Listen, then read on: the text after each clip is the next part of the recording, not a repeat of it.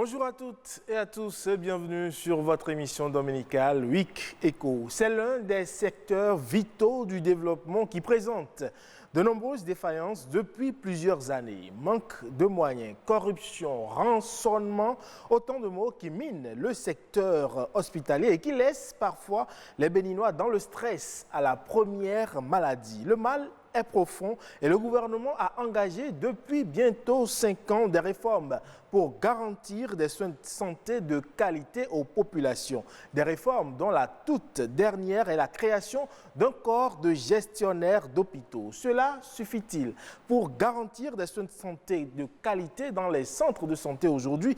On en débat avec les confrères dans le décryptage. Et avec notre invité du dossier de la semaine, nous allons parler de la prévention des risques et catastrophes. Tenez, depuis 2010, des cas d'inondation, d'incendies et d'épidémies se sont succédés au Bénin. Et les coûts des dommages et des pertes sont chiffrés à des milliards de francs CFA. Une situation qui interpelle sur la bonne gestion des risques et catastrophes. Avec le professeur Placide Clédio, nous allons en parler. Voilà donc pour le menu de votre dominical.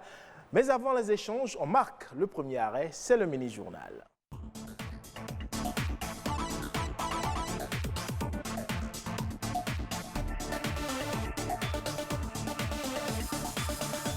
Bonjour à tous, bienvenue dans le mini-journal de ce dimanche sur Week Eco. Cotonou, une ville désormais mieux assainie au même titre que les autres communes du Grand Nokoué. Ceci grâce au nouveau système de collecte et de ramassage des ordures ménagers institué depuis 3 mois. Un nouveau pas a été franchi avec la réception du reste du matériel commandé par la société en charge de la gestion des déchets et de la salubrité du Grand Nokoué. Alessandra Diotan a fait une incursion dans les rues de Cotonou pour constater l'exécution du projet.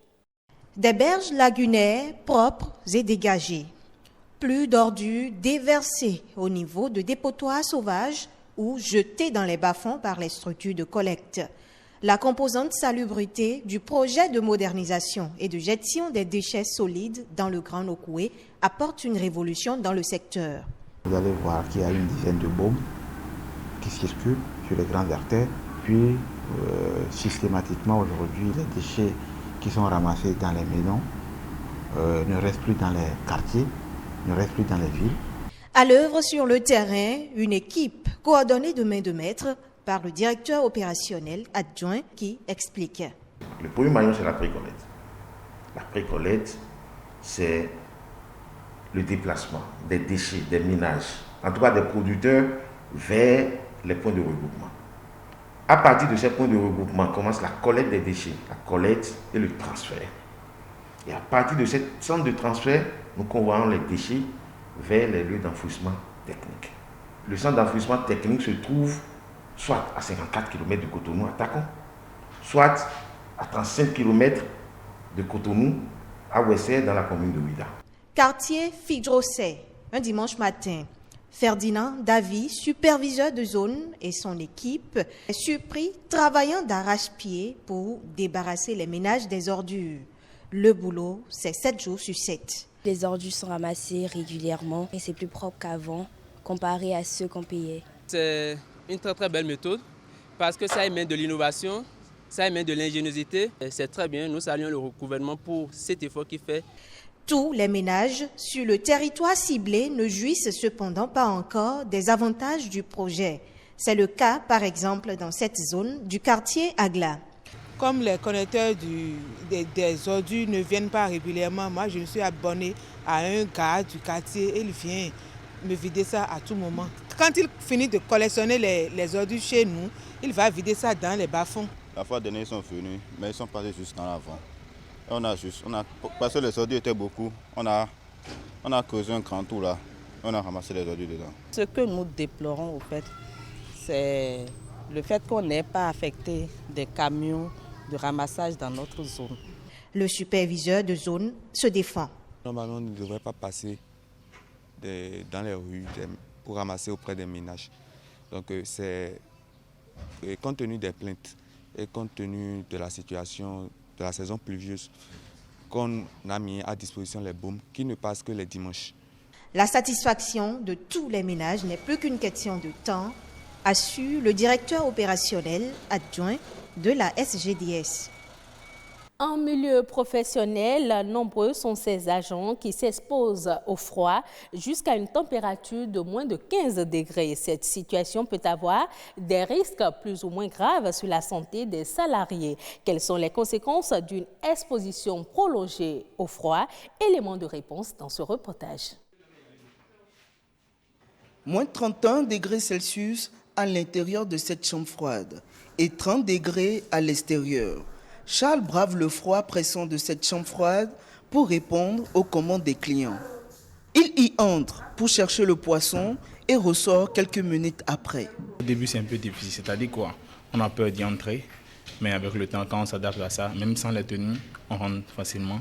Comme lui, Simon travaille aussi dans une chambre froide. Là-bas comme ici, la fraîcheur dépasse les moins 30 degrés Celsius. Leur aller-retour incessant dans ce milieu frigorifique peut paraître à première vue sans risque. Et pourtant, lorsqu'on pénètre dans la chambre froide, lancée à pleine puissance, on souffle dans notre peau. À notre sortie, nous avons les mains dures, nous avons le nez qui coule, nous ressentons des douleurs. Quand je sors de la chambre froide, je me mets souvent au soleil pour me réchauffer avant d'y retourner. Des conditions de travail qui ne sont pas sans effet sur la santé. Le travailleur qui travaille de façon permanente, c'est son travail de rester dans un milieu frigorifique, le véritable risque, c'est l'hypothermie. C'est très dangereux pour la personne si la personne dure dedans. On peut même en mourir. La symptomatologie est faite surtout de friction, puisque la température du corps humain est liée à la température du sang. Donc, quand la température baisse au niveau du sang jusqu'à un degré donné, la personne a tellement froid qu'il frissonne. Il peut avoir des crampes, il peut avoir même de douleurs au niveau de la tête, au niveau des yeux, au niveau de l'ORL par exemple, au niveau du nez. Il peut avoir de congestion nasale, il peut avoir une rhinorrhée, c'est-à-dire il peut avoir des écoulements. Mais c'est surtout les frictions qui constituent les signes d'alerte. Travailler en permanence dans un environnement froid pourrait donc non seulement être dangereux pour la santé, mais aussi mortel selon les spécialistes. Écourter les durées d'exposition au froid pour préserver sa santé est certes nécessaire, mais il importe de privilégier des vêtements assurant le meilleur compromis entre le niveau de protection et les exigences inhérentes à la tâche à effectuer. À l'université d'Abomey-Calavi, le corps enseignant agrandit son cercle de compétences. Nadine Akogbeto est désormais la première femme docteur en tourisme de ce haut lieu du savoir avec une mention très honorable. Elle a arboré sa toge de docteur après avoir soutenu sa thèse de doctorat dans la spécialité management touristique. Retour sur les grands moments de cette soutenance avec Patrick Adjagbodjou.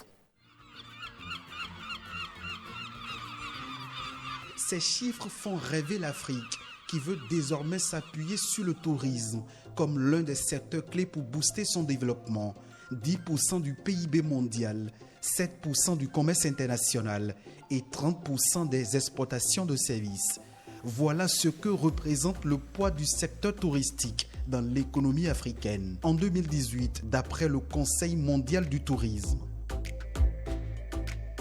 Depuis 2016, une bonne partie des 46 projets phares du programme d'action du gouvernement PAG est destinée à promouvoir le Bénin comme destination touristique.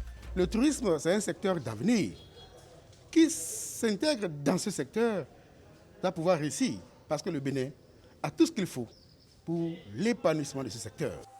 C'est le cas du Nord Bénin, où le département de l'Atakoura séduit le touriste par sa richesse naturelle, son climat, son relief, son paysage, sa faune, sa flore exceptionnelle et ses œuvres architecturales. Toutes les communes, les 77 communes, regorgent de potentialités sur le plan touristique. On a quelque chose que la nature nous a donné, mais la réalité, c'est qu'on ne connaît pas. On pense que c'est ailleurs. Non, l'essentiel est là. Et c'est pour mieux faire connaître les apports du milieu naturel au tourisme dans le département de l'Atakoura, que Nadine Akogbetor restitue ici les résultats de ses travaux de recherche de thèse de doctorat en management touristique. C'est la première candidate ou docteur en tourisme que nous avons. Pendant 30 minutes et devant un jury composé de professeurs titulaires, l'impétrante a séduit par la qualité de son travail scientifique. Après délibération, elle est déclarée docteur en tourisme et a obtenu la mention très honorable avec les félicitations du jury. Le jury l'a déclarée digne du grade de docteur. Et c'est avec honneur que Nadine Akogbetor arbore sa toge qui fait d'elle désormais la première docteure en tourisme de l'université d'Abomey-Calavi. J'ai fini de plancher et j'ai eu le grade de docteur en tourisme et une première au Bénin. Ce n'est qu'un sentiment de fierté qui peut m'animer. Un sentiment de fierté qui la motive déjà à entrevoir les actions à mener pour relever les défis qui s'imposent à la valorisation du tourisme béninois. Nous avons beaucoup de défis à relever dans ce domaine. Le défi à travers une formation de qualité dans le secteur du tourisme et à travers des micro-projets, des initiatives telles que projets de sensibilisation au niveau des autorités locales pour qu'ils puissent prendre aussi conscience de la réalité de la chose. Première femme docteur en tourisme au Bénin, Nadine Akogbetor envisage pour ses études futures de faire une production scientifique sur la vertu des plantes dans l'Atakura, un département qui regorge d'une richesse floristique. Ce sera tout pour cette édition. Ne zappez surtout pas. Week Eco se poursuit avec Ulvaïs Balou.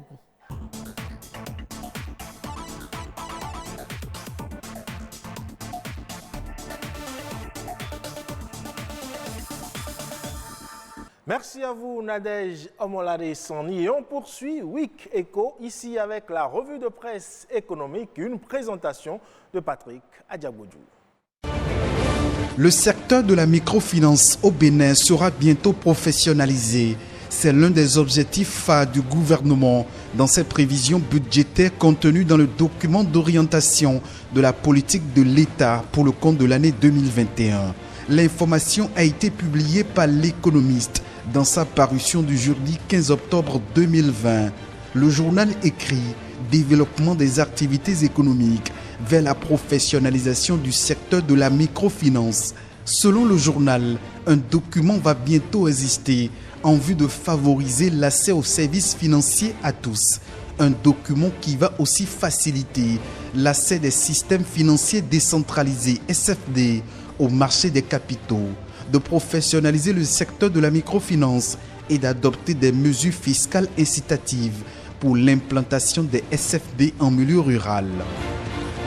Autre domaine de développement et de croissance économique, l'économiste nous informe également que le gouvernement a décidé d'allouer 10 milliards de francs CFA au Programme national de développement et de mécanisation agricole pour l'approvisionnement en tracteurs et autres équipements divers pour une amélioration des techniques culturales. À la une de sa parution du jeudi 15 octobre 2020, l'économiste écrit « Mécanisation agricole au Bénin, 10 milliards de francs CFA pour acquérir 600 tracteurs et autres outils ». Le matinal, quant à lui, affirme que l'agriculture béninoise a de beaux jours devant elle. Le journal écrit à cet effet « Acquisition de 10 milliards de machines, un nouveau souffle à la mécanisation agricole ». Le challenge renchérit et écrit « Mécanisation agricole au Bénin, l'administration Talon débourse 10 milliards pour la révolution verte ». Pour la modernisation de la gestion des déchets dans le Grand Nokoué, les difficultés liées à la précollecte des ordures ménagères seront désormais résolues. Et pour cause, des tricycles sont octroyés aux sociétés en charge de cette activité. Le Progrès a relayé l'information et placade « Gestion des déchets solides dans le Grand Nokoué », 69 PME dotés de 550 tricycles. Selon le journal, ce projet phare du gouvernement va permettre de créer un peu plus de 10 000 emplois directs et indirects.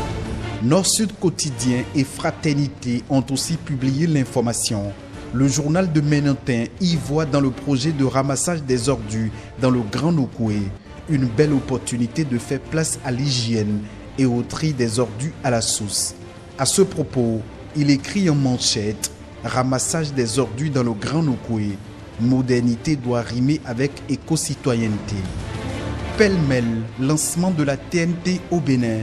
Bientôt des décodeurs avec des programmes accessibles gratuitement. Une information publiée par la presse du jour. Contrôle de charge au poste de péage. L'UEMOA félicite le Bénin pour son modèle. Le potentiel a relayé l'information. Fin de cette revue de presse économique. À dimanche prochain.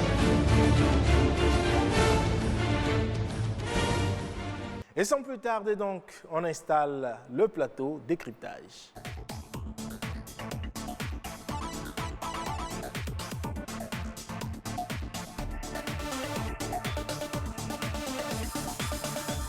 Comment donc donner un nouveau visage au système hospitalier gangréné par des pratiques peu orthodoxes dans notre pays? Telle est la question fondamentale qui réunit autour de moi ce matin deux confrères. Benoît Wandja est avec nous ce matin. Bonjour Benoît. Oui, bonjour. Merci d'être là. C'est bon. À côté de Benoît, Makael Kossi Kakwo, bonjour. Bien, bonjour à vous, Ulvaïs, chers téléspectateurs, bonjour. Alors, Makael, avez-vous également fait ce constat de ce mal qui mine le secteur hospitalier du Bénin? Évidemment, Ulvaïs, il n'est pas sans dire que la performance des hôpitaux, notamment celle des hôpitaux de zone, est depuis 2013 très faible, avec une qualité de prestation cotée à 35% et une équité d'accès cotée à 50% et une pérennité des actions cotée à seulement 11%. 11%. Ah ouais, seul le niveau d'application de la fonction gouvernance est moyen jusqu'à aujourd'hui. Donc je trouve qu'il est temps maintenant plus que jamais de passer aux réformes, comme nous aimons le dire si bien. Il faut réformer ce secteur-là pour le bonheur et le bien des populations. Alors, les chiffres que vous évoquez sont un peu alarmants. On a évoqué les cas de rançonnement. Comment cela peut se comprendre que, au lieu de soigner la personne qui est malade, on préfère le rançonner pour... C'est incompréhensible. Bon, c'est le Béninois qui est, je ne sais pas, typiquement, c'est le modèle de fonctionnement du Béninois. Pendant que les uns sont en train de souffrir, on en profite. Ce n'est pas comme si l'on a, avant de se retrouver là, prêté un serment futile d'Hippocrate. Bon, mais toujours est-il qu'on a cette manie-là de profiter des problèmes, des difficultés des uns. C'est triste. C'est triste, c'est triste. Alors Benoît, vous également avez-vous fait ce constat de la marchandisation, disons ça comme ça, des soins de santé au Bénin? Makael a parlé de 2013, mais moi je dirais que ça date peut-être d'avant 2013. L'hôpital au Bénin est malade il y a longtemps. Je donne juste un exemple. Quand vous avez un malade aux urgences ou en situation d'urgence, et à un moment donné, on vous amène une ordonnance entre griffes kilométriques, et vous arrivez quand même à payer. 30 minutes après, on vous dit que le malade ne vit plus. Ce n'est pas les produits qui vous intéressent en ce moment. Donc, vous ne cherchez plus à savoir ce que ces produits-là sont devenus. Résultat, ces produits sont dans la pharmacie parallèle. Et c'est des pratiques... L'argent est déjà parti. Donc non, vous ne vous préoccupez même plus. Bon, si vous reprenez les produits, c'est pour en faire quoi? C'est un peu ça aussi. Donc, avec le temps, certains, parce que ce n'est pas eux tous également, certains ont pris goût à ce commerce-là, entre les griffes macabres, là, ont pris goût à ce commerce. Et donc, à tout moment, vous êtes sujet à une forme de corruption ou de manipulation dans la maison santé, ce qui ne devait pas être le cas. Donc, le constat, il est là, que parfois, on dit le malade qui est bien accueilli est à moitié guéri, mais dans nos centres de santé, attention, celui qui vous accueille, parfois vous accueille avec l'humeur de la maison. Et si vous avez la malchance que cette humeur-là n'est pas le bon, vous subissez son tempérament du moment. Donc, l'un dans l'autre, l'hôpital est malade. Maintenant, la question qui se pose, est-ce que nous avons trouvé la bonne thérapie? Je pense qu'on va effectivement en parler. moi, personnellement, je ne m'explique pas ces manquements. Il y a Makaël qui a dit, ce sont des gens qui ont prêté un serment.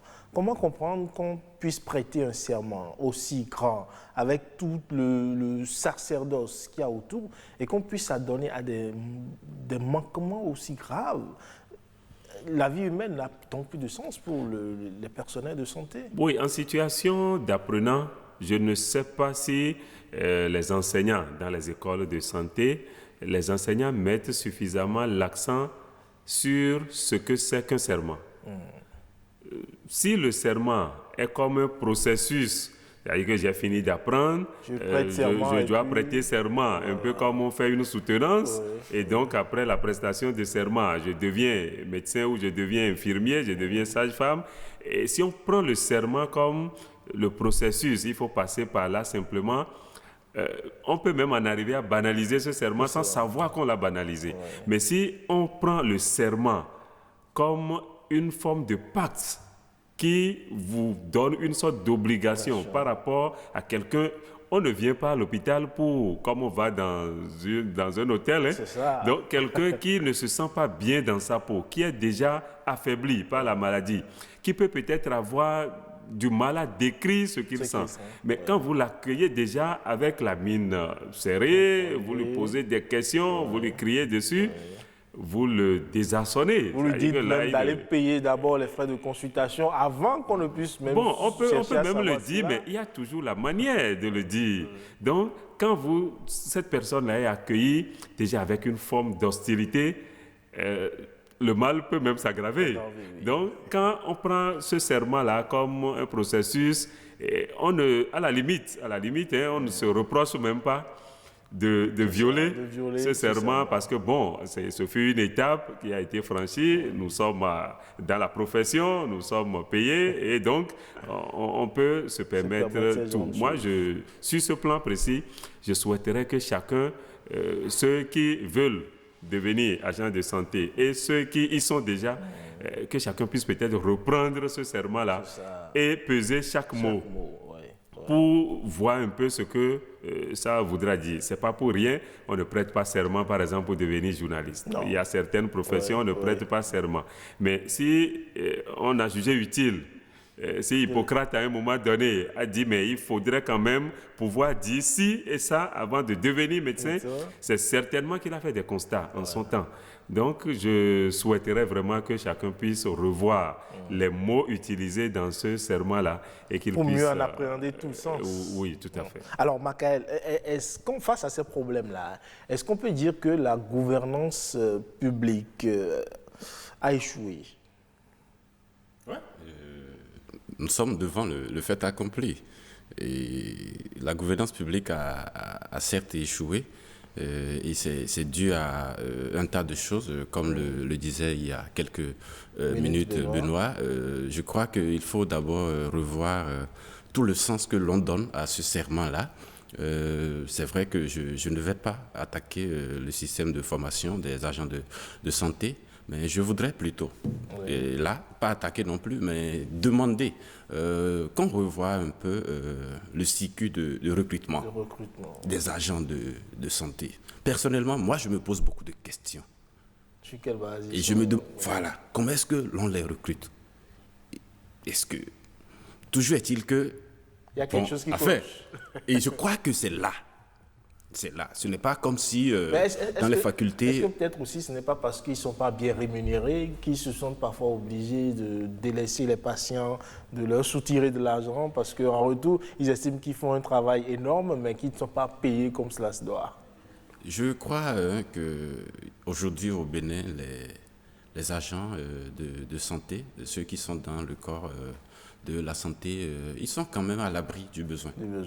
Ils sont à l'abri du besoin, je le dis tête haute, ils sont à l'abri du besoin, mais le fait est qu'il y a cette tentation d'aller vers des comportements très peu recommandés, sinon pas du tout recommandés, mais bon, ce n'est pas parce qu'ils ont un salaire, des conditions, ou parce qu'ils vivent dans des conditions de vie et de travail vraiment misérables, exécrables, non, mais toujours est-il que on voit des agents qui se laissent aller à des choses qui ne sont pas très acceptées. Et ça, moi, je pense que c'est on assiste à ça parce qu'entre-temps, on a tordu le cou au circuit de recrutement. Ouais. D'accord. Les gens, aujourd'hui, beaucoup se sont retrouvés dans le secteur par des raccourcis. Oui, c'est ça. Comment est-ce que vous voulez que ceux-là prennent le travail au sérieux? Jetons un peu un regard sur ce qui se passe dans le secteur du privé. Oui. Ce n'est pas que là-bas, bon, c'est la totale, c'est que c'est tellement parfait non plus, mais toujours est-il que quand vous allez dans un centre de santé du secteur privé, il y a quand même... Il y a un peu plus de rigueur. Et il y a cet accueil-là déjà qui vous guérit à moitié, comme on le dit. Et donc, je crois qu'il faut revoir tout ça. Et revoir tout ça, c'est un peu comme le dit l'autre, c'est réformer. C'est réformer. Le système. Et justement, on en est déjà aux réformes. Et le gouvernement a enclenché depuis bientôt 5 ans des réformes dans le secteur. Réforme sur réforme. Il y a d'abord eu la mise en concession de la décision de la mise en concession qui n'a pas vraiment abouti. Bon, est-ce qu'on peut dire que ça n'a pas véritablement abouti? Quand je me réfère aux 3 hôpitaux de zone récemment construits, les hôpitaux de zone de Corvey, de Didja et de Djougou. D'accord, les hôpitaux de zone de Corvey qui desservent en même temps les communes de Corvey, d'Aboumé et de Zanyanado. L'hôpital de zone de Djougou qui dessert en même temps la commune de Djougou elle-même, la commune de Waké et de Kopago.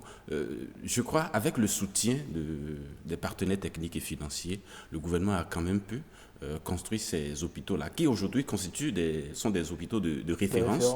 Et je crois que déjà on a, tout à l'heure Benoît a semblé le dire, on a voulu peut-être aller vers la chose sans y être véritablement. L'État a quand même voulu confier la gestion de ces hôpitaux-là, à des privés. Il y a comme une sorte de partenariat privé-public qui s'est établi là. Et je crois qu'aujourd'hui, l'on est en train de s'appuyer sur cette expérimentation-là, si je puis ainsi m'exprimer, pour étendre la chose aux autres hôpitaux. Ce serait louable, une expérience louable. Moi, personnellement, je crois que ça va porter des fruits. De toute façon, la performance serait revue à la hausse, plutôt qu'à 35% comme elle était depuis des années. L'idéal serait même qu'on aille à 80 voire 100%, Benoît. Le PPP, le partenariat public-privé, pour mieux gérer aujourd'hui les hôpitaux, est-ce que c'est ce qu'il nous faut? Bon, c'était une solution. On ne peut pas encore tirer la conclusion que ce n'était pas ce qu'il nous faut ou que ça soit ce qu'il nous fallait. Toujours est-il que moi, à travers l'idée de l'affermage, je crois que c'était ça le mot, de l'affermage, et même la dernière en date, pour avoir un conseil pour la gestion des hôpitaux. Je pense que le gouvernement continue de chercher la bonne solution. Je rends d'ailleurs à la limite hommage à Kérékou, qui est décédé, ça fait 5 ans, cette semaine, le 14, qui disait en son temps aux Béninois, si vous êtes prêts, moi aussi je suis prêt. En fait, les gens avaient tourné la chose, on dit oui, ça veut dire que lui-même n'est pas prêt, il attend que les Béninois soient prêts d'abord. En fait, ce n'était pas ça. Lui se disait que lui, il sait qui il est, il sait là où il va, mais il constate que les Béninois ne sont pas prêts. En fait, c'est c'est la réalité, ça. Nos dirigeants ont peut-être l'idée d'avoir des hôpitaux de qualité, où on accueille bien, où il n'y a pas de corruption, où les soins sont donnés selon les normes. Mais on constate que et les hommes qui animent nos hôpitaux, et les dirigeants également n'ont pas encore trouvé la bonne formule pour que nos hôpitaux puissent répondre à ces critères qui, en fait, sont louables, que tout le monde souhaiterait voir. On n'a pas encore trouvé vraiment cette bonne solution-là dans laquelle tout le monde pourrait se retrouver pour avoir vraiment des hôpitaux qui n'auront rien à envier aux hôpitaux de l'extérieur, parce qu'on veut toujours qu'il n'y ait plus d'évacuation sanitaire et autres, mais quelle que soit la modernité de l'hôpital construit, si à l'intérieur, les pratiques ne sont pas modernes, on va toujours retomber dans les mêmes travers. Justement, donc moi, je me dis que c'est peut-être une piste que le gouvernement voudrait exploiter ou explorer, voilà, une fois encore, pour voir ce que ça va donner. Alors, cette piste, en tout cas pour l'heure, elle paraît la plus, on va dire, celle qui va permettre quand même aux hôpitaux de sortir de l'ornière. Vous l'avez dit, il y a une équipe qui sera désormais mise en place. Il y a de nouvelles règles d'organisation et de fonctionnement des hôpitaux publics. Et dans cette équipe, il y aura un corps de gestionnaires des hôpitaux. Cela revient presque à privatiser, parce qu'on peut amener quelqu'un du privé juste pour gérer les hôpitaux. Oui, bon, on ne peut plus rien refuser. Parce que c'est la solution, enfin le résultat qui nous importe aujourd'hui. C'est vrai qu'a priori, ou à première vue, quand vous voyez un peu tel que c'est constitué, on se dit ça fait encore beaucoup de responsables, beaucoup de cadres, on sait à peu près ce qu'un responsable peut gagner. Mais bon, à part ce sacrifice, enfin, mis à part ce sacrifice-là, si on peut avoir vraiment le but visé, si on peut atteindre le but visé, ce serait bon. Mais moi, je continue de dire que tout dépend des hommes. Tout dépend de la qualité de ceux qui seront positionnés à ces différents endroits. Mais il n'y a que les Béninois. Oui, et des Béninois qui doivent changer. C'est ça le problème. Ils étaient déjà dans le système, en fait, avec de mauvaises pratiques. Quand vous prenez 5 personnes censées être des gestionnaires d'un hôpital, et vous prenez peut-être 2 ou 3 qui, je ne dirais pas, sont de mauvaises morales. Enfin, je ne dirais pas qu'ils ne sont pas de bonne moralité, mais qui ne sont pas dans la dynamique de finir avec la corruption et autres. Vous auriez beau avoir le meilleur, enfin, sur le papier, le meilleur schéma pour gérer l'hôpital, mais vous n'aurez pas les résultats. C'est comme on dit, quand une pomme est pourrie, elle risque de contaminer tout le reste. Ça contamine le reste. Donc, moi, je me dis que c'est effectivement une piste que le gouvernement est en train d'explorer, mais je prie à la limite pour que, à la fin, ceux qui seront désignés vraiment pour gérer les hôpitaux soient animés vraiment d'un esprit de développement, un esprit qui ne puisse pas faire corps avec la corruption et autres, qui ne soit pas gangréné par les maux que nous avons traînés depuis des années et qui malheureusement continuent de nous coller à la peau. Alors, Makaël, professionnaliser la fonction du directeur d'hôpital, est-ce possible? Bien sûr. Bien sûr, quand les services publics sont bien gérés, quand les deniers publics sont bien gérés, quand les usagers des différents services sont satisfaits des prestations qui leur sont offertes. Je crois que cela y va de la gaieté de tout le monde, cela y va de la satisfaction aussi bien de l'État que des populations, que des usagers eux-mêmes. Et donc, c'est à juste titre que je trouve salutaire cette décision du gouvernement. Nous avons parlé de l'affermage, nous avons parlé des centres de santé, j'allais dire, nouvellement construit. L'objectif, tout ça, c'est renforcer le système de santé béninois. Et quand on a fini de faire tout ça, quand on a investi aussi gros, je crois qu'il faut s'investir également à ce que ces infrastructures soient quand même bien gérées. Que l'on aille aujourd'hui à des corps de gestion. Je crois que l'idée, elle est bonne. Maintenant, comment est-ce que ça va se faire ? C'est la question qu'on se pose. C'est la question qu'on doit se poser, sachant que cela va impliquer encore beaucoup d'autres moyens pour l'État. Oui, bien sûr. Beaucoup d'autres sacrifices pour la population également. Ce n'est pas comme si l'État manquait de moyens. Mais en tout cas, ça ne se ressent pas vraiment sur la population. Mais ce qui est intéressant, c'est qu'il est dit dans le Conseil des ministres que ces corps de métier seront évalués à la fin de chaque année, et s'ils sont en manque, en cas d'insuffisance de résultats, voilà, ils seront sanctionnés.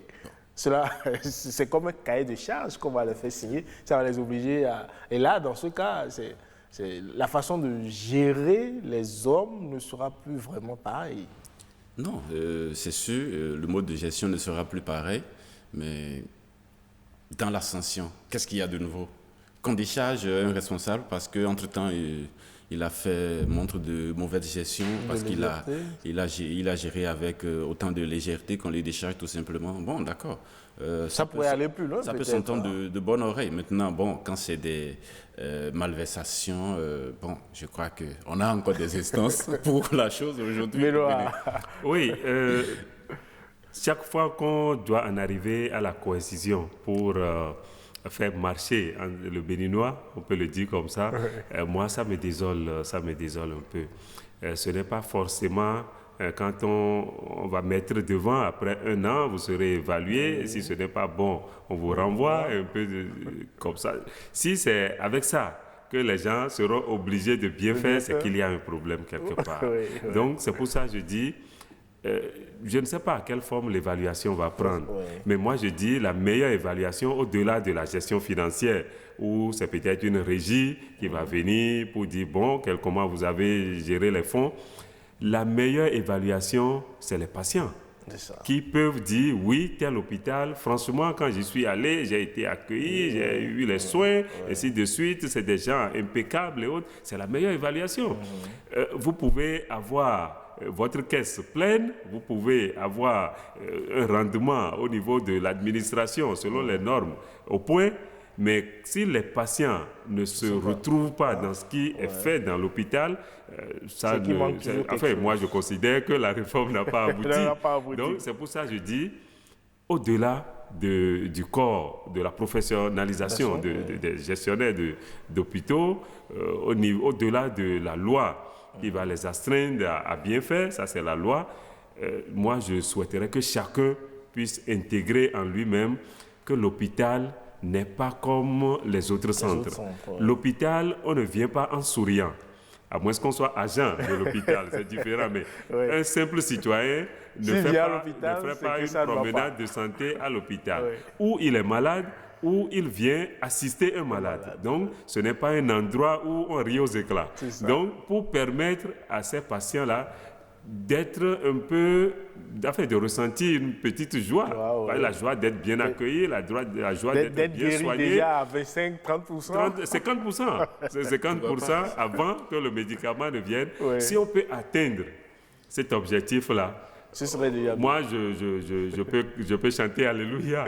Alors, Makaël, on va finir là-dessus. Pensez-vous que désormais, on peut espérer de beaux jours pour les hôpitaux? Oui, je pense, comme nos dirigeants, comme le chef de l'État et son gouvernement, je pense qu'il faut aujourd'hui apporter des réformes au secteur, c'est ce qui est en train de se faire. Mais je pense surtout qu'il faut libérer, par exemple, les services administratifs de la santé en œuvrant pour une autonomisation des centres hospitaliers et universitaires que nous sommes en train de construire, parce que c'est ça même qui va donner, qui va changer la donne, j'allais dire, un peu comme l'a dit Benoît. Et je crois que les premiers évaluateurs, les premières personnes à même d'évaluer les prestations d'un hôpital ou d'un centre de santé, c'est les usagers. Je suis d'accord quand il dit que le centre de santé n'est pas, un lieu touristique, on n'y va pas pour faire du tourisme, on y va parce que l'on a un souci de santé et on a l'intention d'en sortir guéri, tout heureux. Donc je pense que pour arriver à ces résultats-là auxquels l'on aspire, il faut quand même aller vers une autonomisation, d'accord? Aller vers un corps de gestion, c'est bien, mais il faut également veiller à l'autonomisation des centres de santé. Je crois que ce serait un peu le modèle du secteur privé. Parce que généralement, c'est comme ça fonctionne. Ici, dans le public, les gens attendent les subventions de l'État. On attend tout de l'État parce que le pouvoir est centralisé. Donc, je crois qu'il faut véritablement décentraliser le pouvoir puisque nous sommes à l'ère de la décentralisation. Merci à vous, Makaël Kossi Kapo. Benoît Wanda, merci également d'être passé sur ce plateau. On installe à présent le dossier de la semaine.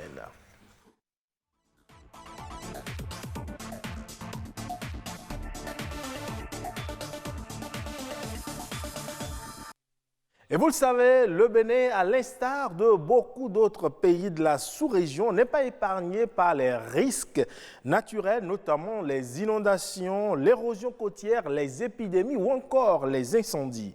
Et selon certaines données, le Bénin a connu depuis les années 70 une cinquantaine de catastrophes naturelles. Les inondations et les épidémies étant les catastrophes les plus récurrentes avec un impact économique considérable. Comment faire alors? On en parle avec notre invité juste après cet élément.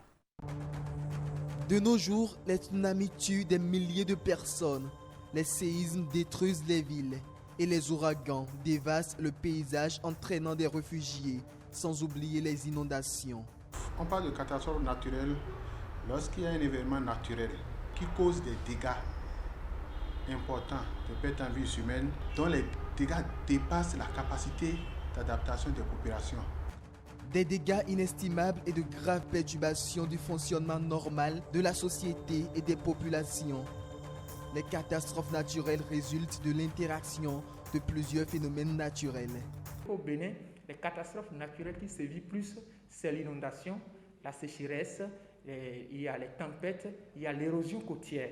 Le réchauffement progressif du climat est un phénomène naturel qui fait qu'il y a les fontes glaciaires au niveau des pôles qui entraînent le débordement au niveau des océans, qui causent par exemple les tempêtes, qui causent également l'érosion côtière. Il y a aussi l'émission des gaz à effet de serre.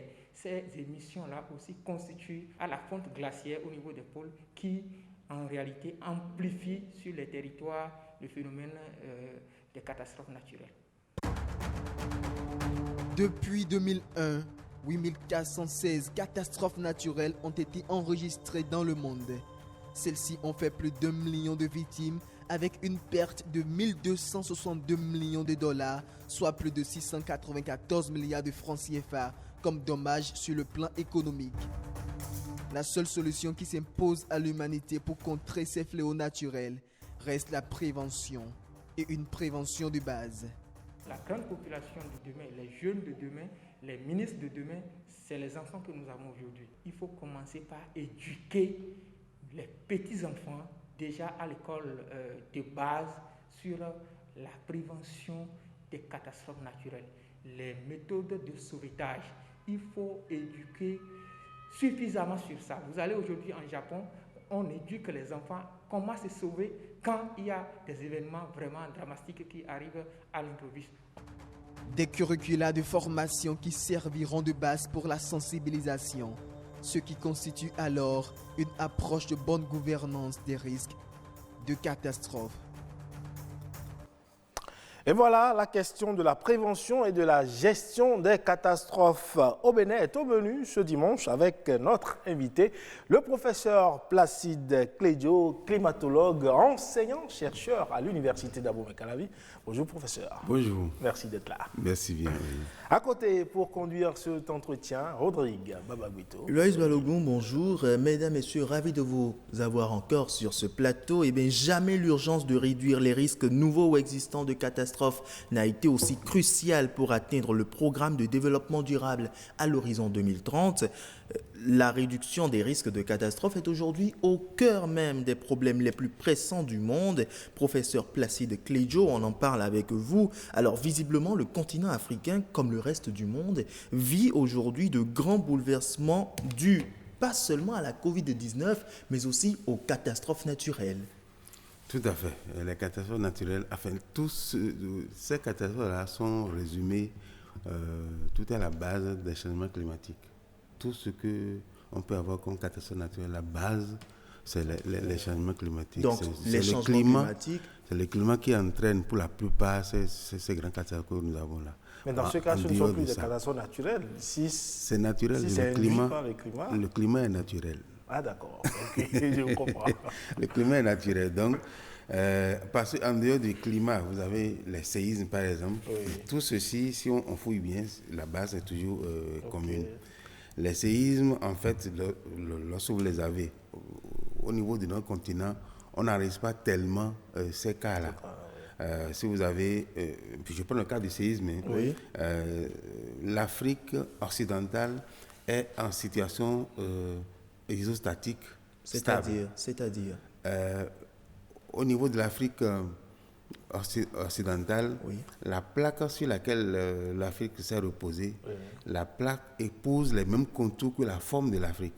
Ah, d'accord. Okay. Donc, les séismes s'opèrent souvent au niveau des intersections des plaques.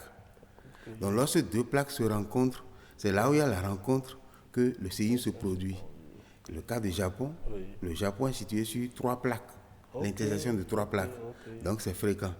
Mais chez nous, en Afrique occidentale, la plaque épouse le contour de l'Afrique. Donc, c'est au niveau de l'océan Atlantique, au beau milieu, qu'il y a la rencontre de la plaque Pacifique et Atlantique. Si bien que nous ne sentons pas... donc quand il y a séisme, c'est dans la mer, quoi. C'est dans la mer, donc les effets sont c'est déjà amoindri avant de venir au niveau du continent. C'est peut-être ça qui a expliqué le tsunami. Est-ce à cause de ces plaques-là, cette situation-là qu'il y a eu le tsunami, c'est lorsque le séisme se produit au niveau de la mer et souvent il y a soulèvement des plaques. C'est que soit une plaque glisse sous l'autre et la plaque qui est au-dessus est soulevée. C'est ce qui s'est passé tout récemment où ça a fait soulever la colonne d'eau qui s'est retrouvée au niveau de la plaque sur près de 30 mètres de hauteur avant de retomber. Et ça qui a entraîné, qui a englouti beaucoup de gens. Bon. De façon générale, les catastrophes naturelles, c'est dû à la nature. Et il est difficile vraiment de prévoir ou bien de dire tel jour il peut y avoir catastrophe, c'est un peu difficile de la prévoir. Et quelles sont aujourd'hui les catastrophes naturelles auxquelles justement fait face le Bénin? Au Bénin, c'est lié uniquement au climat. L'autre, le signe dont on parle là, nous sommes en équilibre statique et il n'y a que des failles qui peuvent bouger, qu'on appelle rejets. Et c'est ça qu'on a souvent là, les séismes de 4 ou plus sur l'échelle de Richter. Donc ce n'est pas aussi grave. Donc c'est lié au climat et nous avons la sécheresse et l'inondation. C'est les deux que nous subissons actuellement. La sécheresse et l'inondation. Oui, c'est les deux là que nous subissons maintenant. Même si on prend les tempêtes et autres là, ce n'est pas aussi fréquent chez nous. Pour ça, une période où les vents ne sont pas aussi violents que ça. Par moment, ça vient. Mais ce que nous gérons maintenant et qui cause des dégâts, parce que lorsqu'on parle de catastrophe, on n'a pas clarifié aussi. Tout le monde, on met dans la notion de catastrophe dès qu'il y a un événement sur la... Non. Éclairez-nous alors. Les épidémies ne sont pas des catastrophes? Et ça dépend. Les catastrophes sont attribuées à des événements qui entraînent un nombre élevé de morts. C'est lorsque vous avez des pertes en vie humaine élevées qu'on parle de catastrophe, et aussi ça entraîne sur le plan matériel des coûts économiques. Vous avez vu tout à l'heure l'élément qui est passé, on a parlé de 600 milliards de dollars, de choses. Donc, vous voyez, donc lorsqu'on parle de catastrophe, dans la classification, c'est lorsqu'on est au-delà de 1000 morts. Au-delà de 1000 morts. Qu'on parle de catastrophe. Mais le terme a été utilisé... a été galvaudé. Bon, pas galvaudé. L'usage a été un peu exacerbé, si bien que, quels que soient les événements, tout le monde parle de catastrophe. Alors, est-ce qu'au Bénin, on a déjà connu des catastrophes? C'est-à-dire ayant fait plus de 1000 morts, justement. Non, ça n'était pas 1000. Actuellement, le mot n'est plus utilisé par rapport à 1000 morts. Dès qu'on voit qu'il y a des pertes en vie humaine élevées, bon, on dit qu'il y a catastrophe. Mais probablement que c'est parce qu'on connaît ce que vaut une vie humaine. Non, même vous, dans le langage, là, si vous voyez un événement, c'est la catastrophe. Oui. Ce n'est pas qu'il y a des morts là, mais pourtant on utilise le mot. Mais généralement, c'est lié à la notion de risque. Les risques. On parle de risque lorsque vous avez des enjeux et des aléas en présence. Donc vous avez des aléas. Donc la survenance d'un événement, c'est ça qu'on appelle les aléas. Mais en présence d'un enjeu. L'enjeu, c'est ça qui concerne la vie humaine, c'est ça qui concerne les installations humaines. C'est lorsque vous avez aléa plus enjeu qu'on parle de risque. Le risque, s'il n'y a pas enjeu, il n'y a pas de risque. On peut avoir le séisme dans le désert. Dans le désert, il n'y a personne n'est tué, donc on ne ressent pas. Mais dès que ça affecte une ville, Tout ce que ça va affecter lorsque c'est dans une ville, les agglomérations, où vous avez les installations humaines, il y a la vie humaine aussi. Bien sûr. Donc c'est ça en fait. Lorsqu'on parle de risque, c'est qu'il faut avoir nécessairement un aléa couplé avec des enjeux. Des enjeux. Voilà. Et justement aujourd'hui, comment est-ce qu'on peut assurer une bonne gouvernance des risques? Justement, sur le plan national, ce n'est pas aujourd'hui qu'on a commencé à réfléchir sur la question. Au niveau de l'université, on a proposé à ce que nous créions une agence pour gérer tout ce qu'il y a comme risque, pas seulement naturel, parce que vous avez les risques industriels aussi. Ok. Donc, on a tendance à tout résumer au niveau des risques naturels. Parce que vous vous rappelez, il y a quelques années, la Sobebra, il y a eu explosion. Oui. La fois passée, il y a eu un incendie de grande envergure aussi dans un quartier de Cotonou. Donc, ces risques-là doivent être gérés par une agence. Ce ne serait pas seulement les inondations. Okay. Ouais, les inondations, on dit que c'est les risques naturels. Donc, c'est de créer une agence et ça a été créé. L'agence est là maintenant. L'agence existe. Voilà, l'agence est là pour les préventions et en cas de surveillance, ce qu'il faut faire, les actions qu'il faut mener. Dans la prévention et dans l'action. Et dans l'action, c'est les deux, missions de l'agence normalement. Il faut la prévention et l'action. Et pour l'action, vraiment, l'agence qui est là aujourd'hui, il joue leur rôle. Pour l'action. Pour l'action. Est-ce à dire que pour la prévention? Non, pour la prévention, je ne pense pas. Pour la prévention, ça t'attend encore. Mais pour l'action, vraiment, il faut les féliciter. Parce que dès que ça vient, tout est mis en branle et puis ils arrivent à le faire. Mais pour la prévention, je l'ai subdivisée en deux. Oui. La prévention, c'est lorsque l'événement arrive, je peux aller dire à la population, bon, vous allez rester à tel endroit. C'est une prévention. Vous voyez? Pour le cas de l'inondation. Oui. Mais on peut aussi, pour la prévention, jouer sur l'élément qui entraîne l'inondation. Okay. Et c'est ça que l'agence n'arrive pas à le faire maintenant. Mais comment est-ce qu'on peut gérer l'élément qui amène l'inondation? Oui, justement. Parce qu'on sait que s'il y a inondation, c'est qu'il y a pluie, normalement. Non, d'accord, il y a pluie, mais ce n'est pas la pluie qui induit l'inondation. C'est pas direct. Alors, l'élément qui entraîne l'inondation, souvent, c'est la pluie et ses écoulements. Donc, lorsqu'il pleut, ça tombe et ça coule au niveau des cours d'eau. Bien sûr. Donc, si on agit sur les cours d'eau, on peut amoindrir l'effet de l'inondation. Et sur la pluviométrie aussi, nous ne pouvons pas dire maintenant que nous allons empêcher la pluie de venir, mais il faut apprêter des éléments pour accueillir l'eau et ça peut empêcher l'inondation. Un des éléments pour accueillir l'eau, c'est les caniveaux qui sont construits par exemple. Bien sûr. Lorsqu'on construit les caniveaux, pour pouvoir drainer les eaux vers les points les plus bas, on peut régler. Donc le dernier élément, c'est qu'il faut agir sur l'élément qui entraîne l'inondation, souvent qui est le cours d'eau. Parce qu'au mois de septembre, chez nous, au Bénin, l'inondation n'est pas liée seulement à la pluviométrie. C'est surtout à l'écoulement. Oui. Et les deux fleuves qui sont concernés, c'est le Mono Niger. Et puis... Non, c'est le fleuve Mono et puis l'Ouémé. Le Niger ne vient pas à Cotonou. Okay. Le Niger coule à la frontière du Bénin au nord. Oui, au nord. Et ça passe, ça continue vers le Nigeria. Donc les effets de l'inondation du fleuve Niger, en fait, c'est tout ce qui est... tout ce qui constitue les affluents du Niger, Mekro, Alibiri, Sota, qui descendent dans le Niger. Et le Niger les draine maintenant vers le Nigeria. Okay. Donc ces eaux-là ne viennent pas à Cotonou. Par contre, les eaux du Mono, les eaux de l'Ouémé passent par les environs de... les affluents comme Okpara et le Zou et autres là, renchérit l'eau et ça continue vers Cotonou. Et c'est ça qui inonde maintenant le sud à partir de septembre, ce qu'on est en train d'illustrer. Alors, les méthodes de lutte que nous faisons actuellement, c'est de nous apprêter pour que nous puissions gérer plus l'inondation. Parce qu'il faut expliquer aussi que le fait de construire, le fait d'imperméabiliser le sol à partir des pavés, à partir de l'asphaltage, tout ce qui est fait imperméabilise le sol.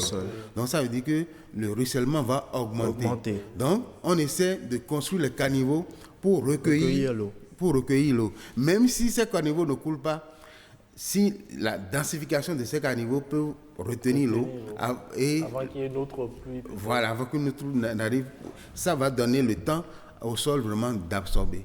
Mais comment est-ce qu'on arrive à estimer la quantité d'eau que peut retenir le caniveau? Parce que lorsqu'il y a une pluie, on ne sait pas forcément quelle est la quantité d'eau. Ça, c'est le génie civil.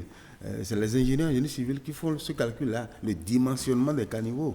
Ils arrivent à dire, pour la pluie, une pluie de telle quantité, il faut tel caniveau de telle dimension. C'est leur travail. Moi, je ne suis pas de génie civil. Alors, pour en revenir à la prévention, qu'est-ce qui alors freine aujourd'hui les actions qui doivent être menées pour la prévention par l'agence dont vous parlez justement?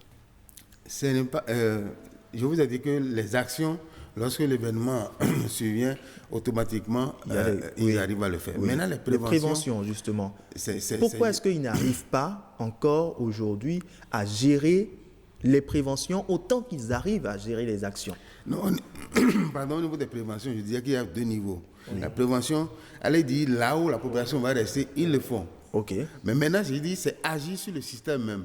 Agir sur le système, je suis obligé, parce que j'en parle maintenant, ça fait 10 ans. Oui. Actuellement, j'ai mis un étudiant, ça fait la 4e année, il est en train de faire sa thèse là-dessus. On va faire sortir maintenant, de façon concrète, ce que nous sommes en train de dire. C'est quoi? C'est les 2 fleuves que nous avons, le Mono et l'Ouémé. Il faut prévoir des rétentions d'eau. C'est ça la prévention. Okay. Il faut prévoir les rétentions d'eau pour empêcher les eaux de descendre au même moment pour envahir Cotonou. C'est ça en réalité.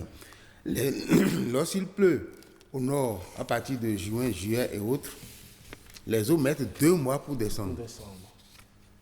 Dans ces 2 mois-là, lorsqu'on place des rétentions, ce n'est pas qu'on va empêcher l'eau de descendre. Mais on va pouvoir les recueillir. On fait des barrages de rétention et on va réutiliser ces eaux-là, soit pour l'agriculture, soit pour l'élevage, soit pour la pêche. Et après, on laisse l'eau s'écouler. Donc, la descente est différée. Okay. Les eaux vont descendre, même pas au même moment, si bien que ça va couler normalement vers la mer pour que cela ne nous apaise pas. Alors, chaque année, nous avons 13 milliards de mètres cubes d'eau qui tombent, qui passent et qui coulent vers la mer. Et tout juste un mois après, nous disons qu'il y a sécheresse, qu'on n'a plus d'eau. Donc, c'est de trouver la manière pour pouvoir retenir ces eaux-là, les réutiliser. Alors justement, pour trouver la manière, le gouvernement, je crois en Conseil des ministres, il n'y a pas longtemps, a décidé de la création du Fonds national de réponse aux catastrophes. Oui. Est-ce que ça, c'est une bonne décision quand même pour aller dans le même sens? Oui, c'est toujours orienté vers l'action.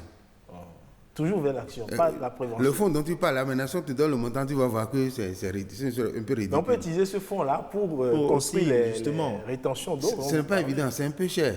Construire la rétention sur l'ensemble, c'est un peu cher. Donc, ça se fait à petits coups. Mais quand on sait qu'il vaut mieux prévenir que guérir, est-ce qu'il n'est pas mieux de maximiser la prévention? Oui, c'est ça que je vous dis. Le coût de prévention, c'est un peu élevé. C'est ça en réalité. Le coût est un peu élevé, si bien que les gens préfèrent poser l'action lorsque ça survient automatiquement que de dire qu'ils vont dépenser pour l'autre. Et ce que je dis, c'est de la recherche et beaucoup ne voient pas. C'est pourquoi je vous ai dit maintenant, vous allez sortir voilà, le document va sortir et leur montrer réellement et les endroits sont identifiés. L'étudiant a terminé pratiquement et normalement, il doit soutenir soit au plus tard en décembre okay. Ou bien au début de l'année prochaine, il doit pouvoir soutenir. Et vous pensez que les dirigeants vont pouvoir être réceptifs à cela? Mais justement, depuis 10 ans, j'en parle et personne ne m'écoute. Donc, lorsqu'il y a un document, le document, si ce n'est pas que je suis revenu à la télévision maintenant en parler, c'est déjà parti la parole. Oui. Alors, le document serait là et ça permet vraiment de nous aider.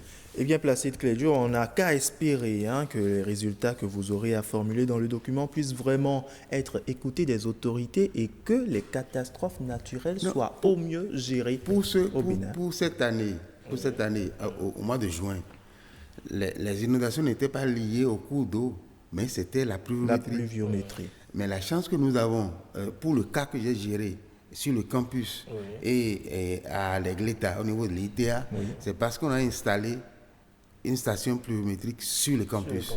Ça vous a permis d'avoir les La données. station, c'est une station moderne et installée par les programmes de prévention en fait. Ils ont financé et ça a été installé. Alors, c'est grâce à cette pluviométrie qu'on a su maintenant qu'on n'a pas les mêmes quantités d'eau à Cotonou qu'à Boum et Calavi. On a eu une différence de près de 250 mm de différence. Vous voyez? Maintenant, à ceci, s'ajoute maintenant ce qu'on appelle les dépressions fermées. Les cuvettes qui ne font pas, ne laissent pas circuler l'eau. Donc, l'eau vient à ce niveau-là et il n'a pas d'issue. On a localisé ces endroits-là et avec le biais du préfet de l'Atlantique, on a géré au mieux cette situation. Il était tellement content qu'il m'a envoyé une lettre de félicitations. Donc, progressivement, ça va venir. Beaucoup ne le savent pas, mais c'est pourquoi il dit qu'il faut faire sortir un document qui serait là et là, on va consulter pour pouvoir faire le travail. Très bien. Merci à vous, professeur Placide Clédio. On espère vraiment que de plus en plus vous aurez des félicitations dans le travail que vous faites pour nous éviter les catastrophes. Et ce sera tout pour Week Echo de ce dimanche. Merci pour votre aimable attention. Vous pouvez nous suivre sur le site de l'ORTB, www.ortb.bj. Portez-vous bien et à dimanche prochain.